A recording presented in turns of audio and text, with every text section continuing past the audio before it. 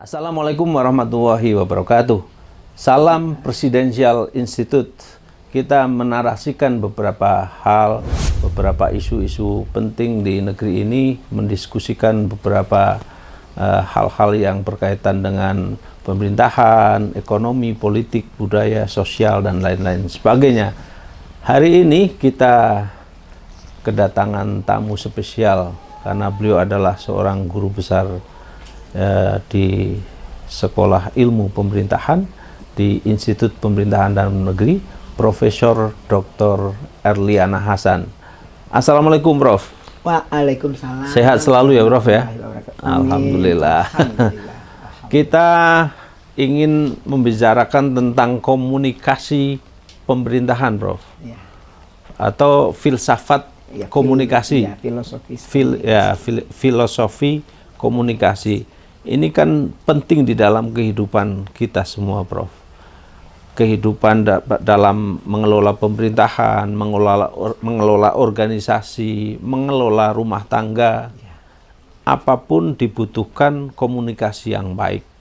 Nah, komunikasi sebagai dasar manusia untuk berinteraksi tentu sangat membutuhkan sebuah pengantar filsafat untuk memberikan dorongan bahwa manusia ini sejatinya adalah berilmu. Nah, filsafat sebagai sumber segala ilmu barangkali bisa dielaborasi oleh Prof. Erliana yang memang ahli di bidangnya. Silakan, Prof. Baik, terima kasih Pak Aminuddin dari Institut Presidential Institute. Ya. Alhamdulillah, saya senang dan saya merasa sedikit pesimis juga kok. Saya yang sebenarnya saya tidak ahli, tidak ada keahlian pada setiap manusia.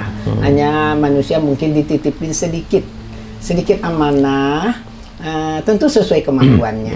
Nah, kebetulan saya memang mendapatkan kehormatan lah oleh Dikti bahwa dalam SK guru besar saya itu sebagai profesional di bidang komunikasi pemerintahan. Nah, itu yang ditulis mereka. Tapi sebenarnya sebelum masuk ke sana, saya kan lebih banyak membahas dan mempelajari filsafat ilmu itu dulu. Setelah filsafat ilmu cabang-cabang, akhirnya lahirlah ke filsafat komunikasi. Nah, berbicara tentang filsafat komunikasi tidak terlepas dari bagaimana kualitas, kompetensi, kemampuan manusia itu dalam menyampaikan informasi, menyampaikan berita. Kalau di bidang pemerintahan mungkin memberikan perintah, edaran dan segala macam. Nah, itu sangat terkait dengan kredibilitas pemerintah itu. Nah, ini kalau ke pemerintah, tapi kita masuk filsafatnya dulu. Berbicara tentang filsafat, pada hakikatnya filsafat itu mengajarkan manusia ini dalam berpikir, berbicara, bertindak itu harus satu alur. Itu filosofinya, satu jalan. Artinya tidak ada dia berbicara A tetapi yang dia pikirkan B, yang dia terapkan C. Nah, itu keliru. Itu tidak masuk dalam ranah filsafat. Jadi kalau dalam bahasa agamanya, apa yang dipikirkan sesuai dengan tindakan dan ucapan. Itu. Lima takulu malah ta'lamun. Wah, Mbak Pak Kiai deh. Ya, Ustadz ini benar ini. Kalau dalam istilah saya di akademis, saya katakan tidak ada lidah itu bercabang tiga. Lidah itu lurus. Tapi karena manusia ini banyak keinginan, banyak kebutuhan, sehingga lidahnya itu dibuat bercabang-cabang. Nah, sekarang terjadi. Oke. Jadi dari sisi filsafatnya, pada hakikatnya setiap manusia itu ingin yang terbaik. Itu filosofi manusia. Nah, hanya saja kita paham dari sisi agama tadi, manusia punya hati, dan hati itu sendiri sering dibolak-balik. Makanya selalu kita minta kepada Allah sabit qalbi ala dinik. Minta agar hati kita istiqomahkan. Nah, itu dari sisi agama. Tapi saya pikir dari sisi agama itu harus include membumi kepada praktek. Nah, itu dari filsafatnya, filosofisnya. Singkat saja itu dulu.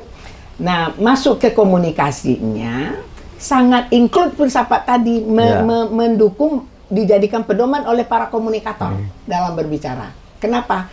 Karena kalau kita bicara komunikasi saja secara teoritis banyak sekali kita lihat. Antara lain kita ambil sajalah Laswell yang mengatakan zaman dulu tahun 50-an, 52 itu beliau mengatakan who say what? Who say what in channel to whom with what effect. Betul. Tapi itu dulu menurut saya. Who say what artinya siapa yang mengatakan apa itu diketahui orang. Dan punya efek apa. Tapi menurut saya sekarang nggak tepat itu. Di era digital, teknologi dan globalisasi saat ini yang paling tepat kalimatnya bukan who say what, bukan siapa yang kita lihat mengatakan, oh ini yang bicara tukang kebun, tak usah lah. Nah, orang lihat, oh ini yang bicara Jokowi, oh kita dengar misalnya gitu. Nah, sekarang tidak lagi, tidak lagi. Orang tidak mendengar itu. Orang tidak hanya terpaku pada jabatan orang, pada status orang, pada kekayaan orang, ya, bahkan pada titel orang. Orang sekarang ini melihat konten, isi yang dia sampaikannya pada pembicaraan itu. Ya kalau dari sisi agama kan ada hadisnya, Prof. Jangan engkau lihat siapa yang bicara, tapi lihat apa yang dibicarakan. Itu maksud saya. Jadi dibalik sekarang menurut saya. Jadi Harold itu oke lah sebagai pijakan kita awal. Nah, tidak salah juga beliau di zaman beliau, tapi di zaman dulu kan belum ada global, belum digital. Nah, di era digital ini kita masuk kepada what says. Nah, apa yang dikatakan oleh orang itu. Nah, menggunakan channelnya apa. Oh, channelnya para buzzer. Ini udah kacau, udah kan bisa gitu ya. Channelnya di forum lebih terbuka. Sekarang kan channel Zoom dan segala macam. Nah, sudah meluas. YouTube. Nah, tapi yang dilihat itu tadi kata kuncinya kontennya. Walaupun dia seorang pejabat tinggi, tapi ketika konten yang disampaikannya meresahkan masyarakat, malah menimbulkan masalah, kegaduhan di masyarakat. Konten, ayo pilih ya, pilih anak saya, ini kan udah rusak. Itu udah rusak banget ya. Nah, bagi-bagi pula, miger, ada rusak. Yang begitu langsung. Di era teknologi otomatis masyarakat mungkin karena yang bersangkutan tidak paham filsafat komunikasi atau jadi komunikasi pemerintahannya buruk. Oke, Pak Amin pintar banget. Tapi saya mau menyampaikan oleh sebab itu dalam filosofi komunikasi ada 5 syarat yang harus dipegang. Apa aja itu, Bro? Nah, yang pertama 5 syarat yang antara lainnya. Yang pertama, komunikator ini memang memiliki pemahaman ilmu di bidang yang dia sampaikan. Paham dan tahu juga penjabarannya. Bukan sekedar konsep. Tahu juga actionnya. Nah, si komunikator ini. Yang kedua, dia tahu pesan apa yang akan disampaikan kepada audiens seperti apa. Jadi dia paham itu. Ketika dia sampai kepada audiens emak-emak, nah itu cara bicaranya kan lebih sederhana. Ya, ditanya dulu bagaimana harga minyak goreng sekarang. Jadi taunya masih mahal gitu. Jadi artinya si komunikator tadi itu secara filosofi dia tahu ini saya mau bicarakan ini kepada siapa. Jadi audiens itu harus dipegang. Audiens. Nah, yang kedua, setelah dia paham dengan audiens ini, apakah nelayan atau petani, dia lihat lagi. Oh, udah tahu ini audiens saya ini para petani. Oh, berarti saya harus bicaranya levelnya level sederhana lah. Jangan pakai bahasa yang berat-berat. Jangan pakai bahasa good governance segala macam, ya kan gitu. Nah, sehingga dia menyiapkan cara penyampaiannya, isi pesannya. Nah, yang berikutnya dia harus konsisten, harus betul tawadu, konsisten dengan tujuannya. Istiqomah. Nah, itu tujuan kenapa dia menyampaikan materi ini? Oh, agar semua orang paham. Masyarakat ini paham bahwa kita hidup ini harus benar-benar saling berkomunikasi, berbicara harus secara jujur, nah, kira-kira gitu. Nah, yang kelimanya ini, nah itu dia harus juga memiliki jejaring kalau zaman sekarang. Ini nggak ada waktu Harald Laswell nggak ada jejaring itu. Betul, nggak ada. Nah, Laswell kan tujuannya tadi, cuman kemudian efek kalau kalau saya ini jejaring dulu. Jejaring ini mempengaruhi efek yang akan diterima oleh audiens. Kenapa? Kalau jejaringnya ini memang pada kelompok yang mapan di bidang materi yang dia sampaikan tadi, jejaring ini akan menyambung itu sampai ke bawah.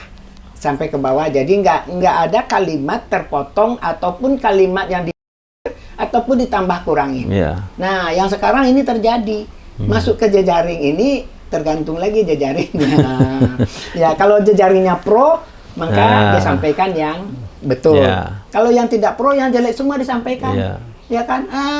Dan itu formula E itu nggak benar, bla bla bla. Dan kadang-kadang, Prof, walaupun sebenarnya nggak benar, ketika itu satu kubu, dikatakan wah, itu fine-fine saja gitu. Tapi begitu yang berlawanan gitu kan, dibully lah, dilaporkan ke polisi lah, dipelintir. Secuil saja. Masalah kecil itu dibesar-besarkan. Ini mohon maaf, banyak sekali masalah simpel sekarang itu. Ini di jejaring ini. Jejaring itu ya WA, Instagram, Facebook, FB, apalah segala macam. Nah, ini yang mempelintir sampai sebut pula ada hubungan hubungan keliru dengan ini istri ini bla bla bla bla. Dipotong-potong. Sesuai. Padahal masalah itu kan simpel. Ya kan? Simpel. Ya, contoh aja kalau kita lihat masalah yang lagi booming, saya malas buka TV. Beritanya polisi tembak polisi terus, itu aja terus, macam-macam kemana-mana larinya. Padahal kan simpel itu. Simpel dan dia mati kenapa? Kalau kena tembak, siapa yang menembak? Apa alatnya nembak? Dan mereka ahlinya kan, Prof. Nah iya. Tapi kok berlarut-larut gitu. Kemana-mana. Jadi ada pula punya wanita simpanan. Masyarakat jadi dibikin pusing. Ini. Saya lihat ini ada apa ya?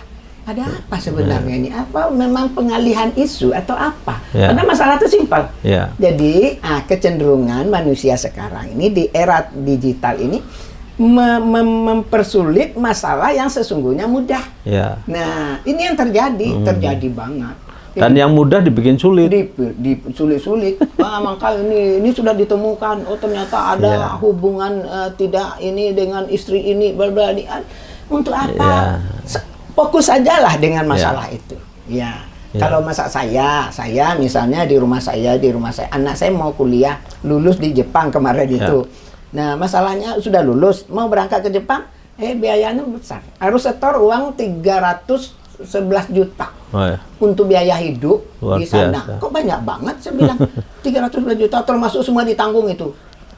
311 juta ngapain ambil di Indonesia aja lah. Nah, jadi berpikir kita, itu masalah uang. Nah, udah, Anda punya uang, kita tunda. Stop itu kan. Stop dulu. Pending cari pendidikan banyak pendidikan. Nah, begitulah kira-kira. Jangan masalah uang, kita inilah ibunya nih kurang bekerja, ini ibunya enggak ada urusan itu.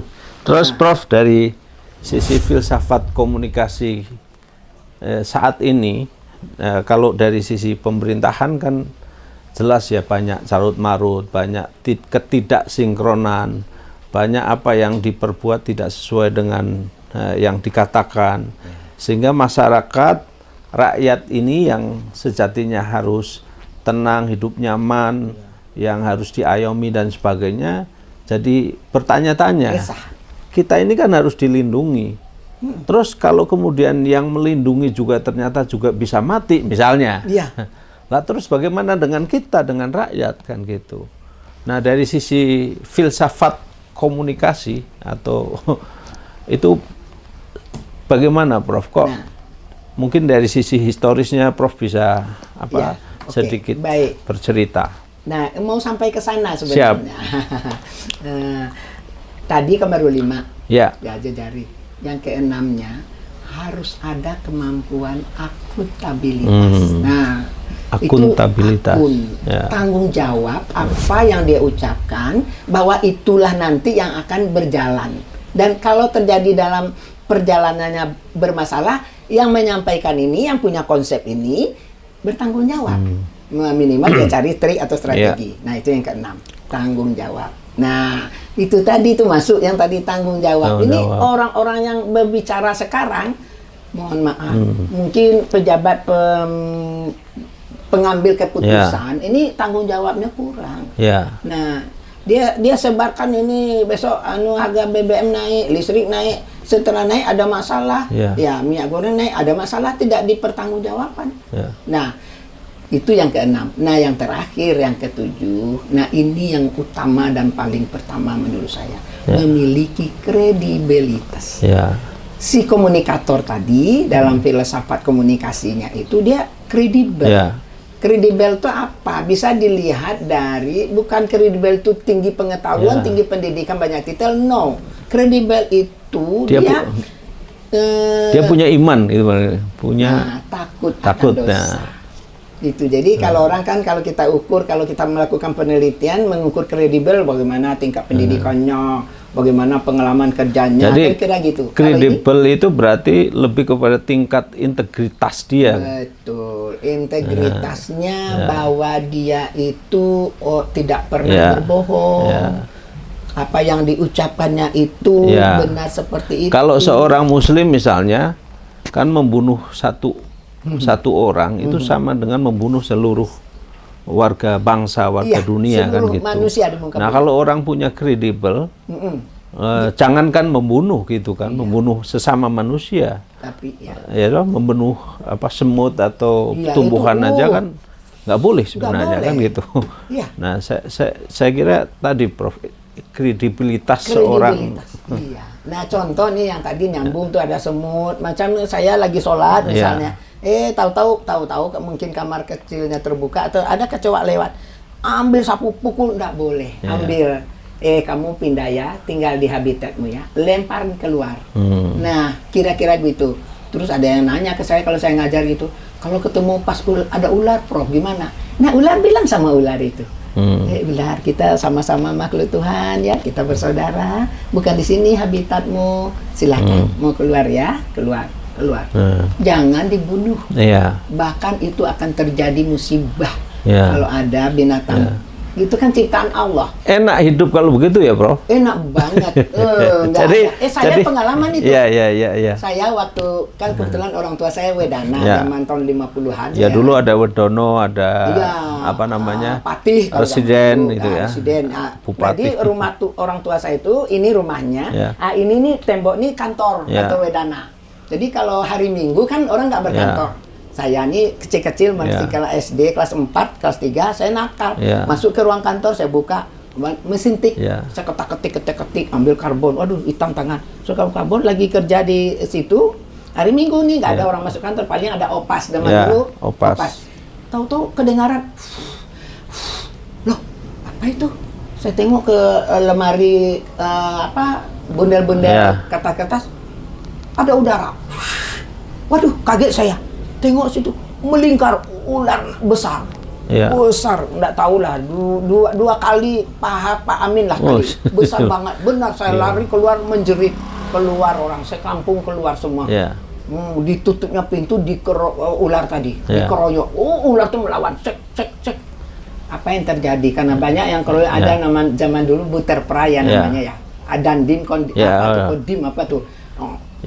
Ambil parang pakai tembak. Matilah ular itu di sini di kantor orang tua saya, tapi bersebelahan dengan rumah kami. Apa yang terjadi Pak Amin? Tidak sampai 1 bulan, 3 minggu setelah kejadian itu ular itu mati gede banget. Meninggal kakak saya tanpa sakit, Pak. Nah, jadi artinya kita membunuh jangankan orang manusia tadi, binatang saja kita bunuh. Bukannya kita berikan dia ke tempat habitatnya, masuk gitu ya, serahkan ke marga satwa dan segala macam, dibunuh. Efeknya itu. Nah, itu efek dalam komunikasi. Jadi si komunikator terakhirnya tuh di samping dia semua yang 7 tadi, dia paham kalau dia menyampaikan seperti ini, efek apa yang akan dia terima. Nah, contoh, mohon maaf, Julhad itu kan sudah menerima efeknya sekarang kan. Efek dari pembicaraannya di forum di Lampung ya. Nah, itu kan efek. Nah, beliau lupa. Nah, kalau saya mengkampanyekan anak saya ini kan menteri. Nah, apa efek nanti akan saya terima? Harusnya dia mikir ke situ. Walaupun sayang anak itu sudah semua orang tua sayang anak. Tapi caranya, ya, tinggal caranya bukan begitu. Ya, cara itu kan lebih kepada bagaimana kalau orang mengetahui dan menguasai filsafat. Nah, itu dia. Bahwa dia filsafat kan lebih kepada etika, ilmu dan sebagainya, dan sehingga itulah. Kalau lebih kepada filsafat saya berikan karena tidak ada ilmunya di situ. Nah, filsafat itu kan ilmunya, betul, logis, logikanya. Nah, itu menurut saya. Jadi karena nggak ada ilmunya kelihatan banget ya. Ya karena tidak berintegritas. Itu dia. Dan tidak juga memahami yang 7 itu. Oke. Yang 7 unsur yang harus dimiliki. Kalau Laswell tadi 5, saya mengembangkannya banyak penelitian dan penelitian mandiri kelompok kita melakukan penelitian tentang kredibilitas itu. Prof, harapan Prof. Erliana sebagai orang tua juga sekaligus sebagai pendidik, apa pesan-pesan Prof untuk harapan dan pesan Prof untuk kita semua generasi muda, wabil khusus barangkali kepada para pemangku jabatan kebijakan yang saat ini sedang dipercaya oleh rakyat, yang sejatinya memberikan pelayanan yang paripurna kepada rakyat kita, Prof. Ya, yang pertama untuk pemangku kebijakan dulu, ya. Karena ini penting. Negara ini bukan tergantung rakyat saja, sangat tergantung oleh bagaimana kualitas, kapabilitas dan kredibilitas dari si pengambil kebijakan. Yang pertama saya mengingatkan semua, termasuk anak-anak saya lah, cucu-cucu saya lah di pengambil keputusan. Bu, yang mengambil keputusan itu kita harus tahu diri kita siapa dan keputusan ini untuk siapa. Artinya apa? Di dalam membuat kebijakan itu ada responsiveness kepada si yang akan terkena dengan kebijakan. Nah, kalau ini tidak, sekarang ini mohon maaf, hampir pembuat kebijakan itu tidak lagi memahami filosofi dalam membuat kebijakan. Kan begini, kalau setiap peraturan perundang-undangan kita buat, karena kebetulan saya ini pernah kabak hukum, pangkat istimewa saya kabak hukum itu, tamat APDN itu tapi. Nah, pembuat kebijakan itu ada 4 filosofi yang dia pegang. Apa yang pertama? 4 dasar. Yang pertama memahami filosofi hukum. Mau dibawa kemana aturan ini kalau dijadikan? Seperti Cipta Kerja, Omnibus Law. Itu mau dibawa kemana? Mau dibawa untuk rakyat atau untuk oligarki? Nah, itu kan ketahuan di situ. Nah, yang kedua, landasan hukumnya jelas nggak? Bertentangan nggak dengan konstitusi? Nah, kalau ini bertentangan berarti itu nggak sah. Harus disesuaikan dengan konstitusi. Nggak boleh. Harus dibatalkan. Batalkan. Nah, yang ketiga, landasan sosialnya. Nah, begitu aturan ini dibuat, apa gejolak yang akan timbul kira-kira? Itu sudah terpikirkan oleh si pembuat kebijakan di atas itu, terutama legislatif itu. Nah, yang keempat ini sebenarnya kalau saya ada 7 juga ini, cuman sudahlah yang biasa diajarkan teknik perundangan kan saya ngajar itu di IPDN. Yang keempat ini landasan ekonominya apa? Kalau ini dikeluarkan aturan, apakah rakyat nanti akan kesulitan? Mampu nggak rakyat membayarnya? Nah, ada 4 landasan yang terutama filosofisnya nggak jelas. Filosofis itu artinya dengan undang-undang ini mau dibawa kemana ini? Nah, kalau dibawa ke oligar, ayo sudah rusaklah republik. Selesai semuanya. Nggak ada itu. Oke, Prof. Sebagai penutup, tentu Prof juga ingin tentu Prof kan ingin Indonesia lebih baik, lebih sejahtera rakyatnya, lebih senang penduduknya, kira-kira begitu, lebih sejahtera dan sebagainya, lebih aman, nyaman. Nah, tentu ada pesan-pesan terakhir di pesan untuk konteks ini konteks ini, dalam konteks ini, Prof. Insyaallah, tadi baru saya sampaikan untuk pejabat, untuk masyarakat, untuk anak-anak lah, yang kita didik lah kalau begitu ya. Remaja ini sebenarnya tidak ada yang terbaik bagi kita. Kembalilah ke jalan Allah. Kalau itu menurut saya, filosofis itu berpikir dasariah. Nah, dasariah hidup kita nih, akar masalah itu yang katanya itu radikal itu kan berpikir mengakar. Betul. Maksudnya bagus itu berpikir mengakar, bukan berpikir mengakar terorisme, itu beda. Nah, maksud saya mengatakan untuk anak-anak yang sedang dididik atau masyarakat kita sekarang kembali ke jalan Allah. Seandainya kita setiap rumah tangga saja ini mengawali segala sesuatu menurut firman Tuhan, kan kita Pancasila itu kan ketuhanan yang Maha Esa. Ikutilah itu. Nah, ini sekarang udah keluar dari itu. Udah keluar. Pernahkah ibu, bapak, orang tua di rumah tangga mengajarkan anaknya berdoa setelah mau makan? Jadi subuh-subuh anaknya tinggal sama pembantu. Ada yang memplesetkan ketuhanan diganti keuangan sekarang. Itu dia. Jadi ketuhanan yang Maha Esa itu dulu. Itu dulu menurut saya. Seandainya setiap kita katakanlah kita mengakui banyak agama di sini ya, pemerintah. Kalau secara Muslim kan beda ya. Nah, mengakui ketuhanan yang Maha Esa, jalankanlah itu. Sekarang ini banyak kita tidak kapah dengan keyakinan yang kita pegang. Kita, mohon maaf karena saya Muslim, kita banyak ingkar. Keluar dari konteks, keluar semua. Kehidupan ekonomi kita keluar. Ribawi itu lebih besar loh dosanya dari berzina. Benar. Nah, ini terjadi, tapi kan tidak bisa karena kita mengayomi juga masyarakat dengan agama yang berbeda. Oke, ya. Tapi tetap saja kalau orang meninggal, manusia meninggal kan tidak ditanya. Saya dulu riba itu diperintah berdasarkan undang-undang, enggak gitu. Tanggung jawab sendiri. Jadi kesimpulannya, intinya masyarakat sekarang seluruhnya lah kembalilah kepada perintah Allah. Karena pemilik alam ini Allah, kita juga dimiliki oleh Allah. Betul. Dan kita kembali kepada Allah. Kenapa kita tidak dari itu? Nah, ada yang keliru dalam kehidupan kita. Kita sibuk pagi, sore, siang, malam, 24 jam cari kehidupan materi. Menghimpun harta, menghimpun titel, menghimpun jabatan. Pertanyaannya, adakah semua itu dibawa ke dalam kubur? Ya, dibawa mati. Nah, ini yang saya ingatkan selalu. Cuman ada generasi milenial. Amal soleh yang kita bawa, bukan amal salah. Nah, bukan amal soleh. Yang salah itu ditinggal di dunia. Nah, jadi menurut saya kalau ditanyakan apa pesan, tidak ada yang lain. Kembalilah kepada jalan yang sudah disediakan Allah. Kalau dalam buku saya filsafat pemerintahan itu saya buat 2 jalur. Tuhan itu sediakan memang 2 jalur. Jalur lurus dan jalur keliru. Nah, banyakkan sekarang mengikut jalur keliru karena jalur keliru yang tampak. Fa'alhamaha fujuroha wa taqwaha. Pertama jalan takwa, yang kedua jalan yang berkelok-kelok. Nah, yang keliru kalau saya di buku saya jelaskan itu. Iya, alhamdulillah. Luar biasa, Prof.